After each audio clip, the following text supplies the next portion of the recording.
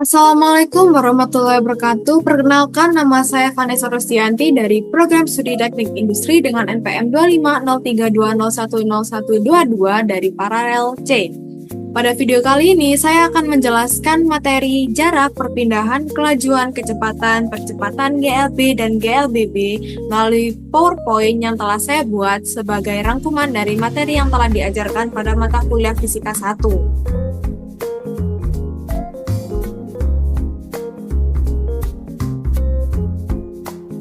Yang pertama yaitu jarak atau speed. Jarak adalah panjang lintasan yang ditempuh oleh suatu benda selama bergerak.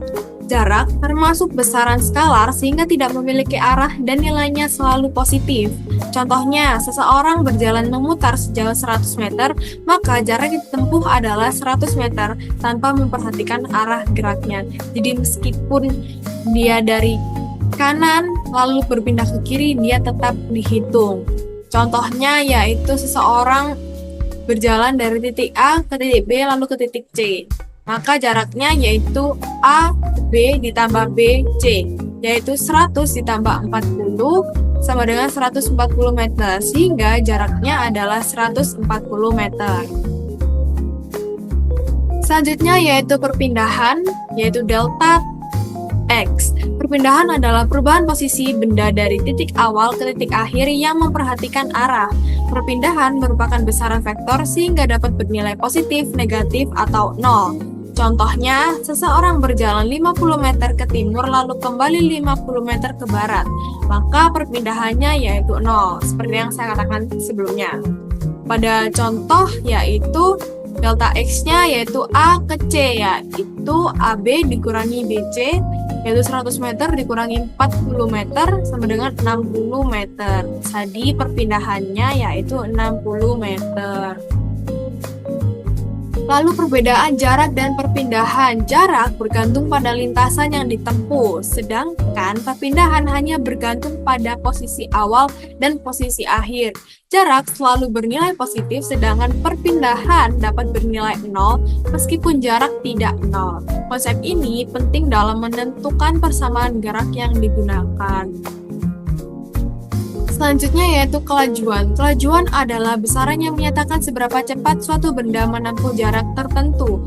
Kelajuan termasuk besaran skalar karena tidak memperhatikan arah gerak. Kelajuan hanya melihat besar jarak yang ditempuh tiap satuan waktu. Dengan rumus kelajuan yaitu V sama dengan S per delta T.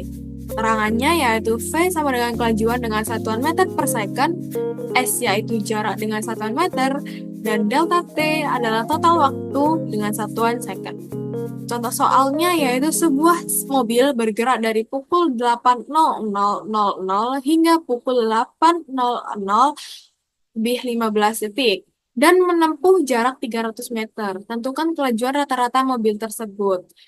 Langkah pertama yaitu mencari delta T, yaitu waktu terakhir dikurangi waktu awal, T2 dikurangi T1, yaitu 15 dikurangi 0 sama dengan 15 detik. Lalu disubstitusikan ke rumusnya yaitu V sama dengan S per delta T. Dengan S-nya 300 dan delta T 15. Maka 300 per 15 sama dengan 20 meter per second. Jadi, kelajuan rata-rata mobil tersebut adalah 20 meter per second. Selanjutnya yaitu kecepatan. Kecepatan adalah besaran yang menyatakan perubahan posisi suatu benda terhadap waktu dengan memperhatikan arah. Kecepatan termasuk besaran vektor karena memiliki besar dan arah. Berbeda dengan kelajuan, kecepatan memperhatikan arah gerak benda. Dengan rumus kecepatan yaitu V sama dengan S per T hampir sama dengan kelajuan. Lalu dengan rumus kecepatan rata-ratanya yaitu V sama dengan delta S per delta T. Contohnya yaitu sebuah sepeda menempuh jarak 100 meter dalam waktu 20 detik. Maka kecepatan sepeda tersebut adalah 100 per 20, yaitu 5 meter per second. Selanjutnya yaitu percepatan. Percepatan adalah besaran yang menyatakan perubahan kecepatan suatu benda setiap satuan waktu. Percepatan termasuk besaran vektor karena memiliki arah. Percepatan dapat bernilai positif ketika dipercepat atau negatif yaitu diperlambat. Dengan rumus percepatan yaitu A atau akselerasi sama dengan VT min V0 per T. Dengan keterangan A sama dengan percepatan dengan satuan meter per second kuadrat dengan V0 kecepatan awal dengan satuan meter per second, lalu V kecepatan akhir dengan satuan meter per second dan T sama dengan waktu dengan satuan second. Contohnya yaitu kecepatan sebuah benda berubah dari 2 meter per second menjadi 10 meter per second dalam waktu 4 detik. Maka percepatan benda tersebut yaitu dengan A sama dengan 10 dikurangi 2 per 4, maka 8 per 4 sama dengan 2 meter per second kuadrat. Selanjutnya yaitu GLB atau gerak lurus beraturan adalah gerak benda pada lintasan lurus dengan kecepatan tetap setiap saat. Pada GLB, percepatan bernilai 0 karena tidak terjadi perubahan kecepatan. Dengan rumus kecepatannya yaitu V per S, V sama dengan S per T. Lalu rumus posisinya, rumus untuk mencari posisi yaitu X sama dengan X0 ditambah VT. Dengan keterangan X0 yaitu posisi awal dengan satuan meter, X posisi akhir dengan satuan meter, V kecepatan tetap yaitu dengan satuan meter per second dan T waktu dengan satuan second. Contoh soal yang pertama yaitu sebuah mobil bergerak lurus dengan kecepatan tetap. Mobil tersebut bergerak dari posisi awal 50 meter dan dalam waktu 15 second berpindah ke posisi 350 meter. Tentukan kecepatan mobil tersebut. Diketahui posisi awal yaitu X0 sama dengan 50 meter dan posisi akhir yaitu X sama dengan 350 meter. Waktu T sama dengan 15 detik. Tanya kecepatan mobil V.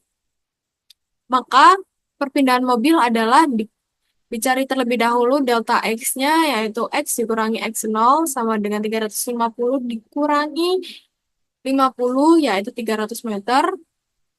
Maka V sama dengan delta X per T sama dengan 300 per 15 sama dengan 20 meter per second. Jadi kecepatan mobil tersebut adalah 20 meter per second. Selanjutnya yaitu GLBB. Pada gerak lurus berubah beraturan, terdapat 3 rumus utama yang digunakan sesuai dengan besaran yang diketahui dan ditanyakan dalam soal. Pemilihan rumus yang tepat sangat penting agar penyelesaian soal menjadi efisien. Rumus yang pertama yaitu V sama dengan V0 ditambah A kali T. Rumus ini digunakan untuk menentukan kecepatan akhir atau V apabila diketahui kecepatan awal V0, percepatan A, dan waktu T. Rumus ini digunakan jika soal melibatkan waktu dan tidak memerlukan informasi jarak atau posisi. Lalu rumus yang kedua yaitu S sama dengan V0 kali T ditambah setengah AT kuadrat. Rumus ini digunakan untuk menentukan posisi akhir atau perpindahan jika diketahui posisi awal, kecepatan awal, percepatan, dan waktu. Rumus ini sesuai digunakan ketika soal memberikan informasi waktu. Lalu rumus yang ketiga yaitu V kuadrat sama dengan V0 kuadrat ditambah 2AS. Rumus ini digunakan untuk menentukan kecepatan akhir atau perpindahan tanpa melibatkan waktu. Rumus ini sangat berguna apabila waktu tidak diketahui dalam soal. Selanjutnya yaitu contoh soal yang kedua, yaitu sebuah benda bergerak lurus dengan kecepatan awal 4 meter per second. Benda tersebut mengalami percepatan konstan sebesar 2 meter per second kuadrat selama 6 second. Tentukan jarak yang ditempuh benda selama waktu tersebut. Diketahui kecepatan awal atau V0 sama dengan 4 meter per second. Percepatan A sama dengan 2 meter per second kuadrat dengan waktu T sama dengan 6 second. Ditanya jarak yang ditempuh atau S. Maka, karena yang ditanyakan adalah jarak dan diketahui waktu, maka digunakan rumus GLBB. Kita menggunakan rumus S sama dengan V0T ditambah setengah AT kuadrat.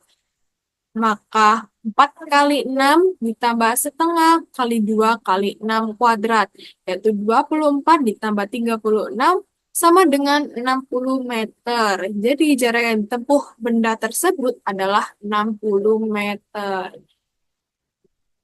Penerapan GLB dan GLBB, konsep GLB dan GLBB banyak digunakan dalam kehidupan sehari-hari dan bidang teknik. Contohnya adalah perhitungan kecepatan kendaraan, analisis gerak lift, dan perhitungan jarak pengereman kendaraan. Konsep ini juga menjadi dasar untuk mempelajari hukum Newton. Penutup, berdasarkan pembahasan yang telah disampaikan, dapat disimpulkan bahwa konsep jarak dan perpindahan memiliki perbedaan mendasar yang penting dalam analisis gerak. Gerak lurus beraturan digunakan untuk menggambarkan gerak dengan kecepatan tetap, sedangkan gerak lurus berubah beraturan digunakan untuk gerak dengan percepatan konstan. Dengan memahami konsep dan penggunaan rumus secara tepat, mahasiswa diharapkan mampu menganalisis dan menyelesaikan permasalahan gerak lurus secara logis dan sistematis. Demikian pemaparan materi mengenai jarak, perpindahan, kelajuan, kecepatan, percepatan GLB dan GLBB yang dapat saya sampaikan. Semoga materi ini dapat menambah pemahaman mengenai konsep dasar gerak dalam fisika. Sekian dari saya, mohon maaf apabila terdapat kekurangan. Terima kasih atas perhatiannya. Wassalamualaikum warahmatullahi wabarakatuh.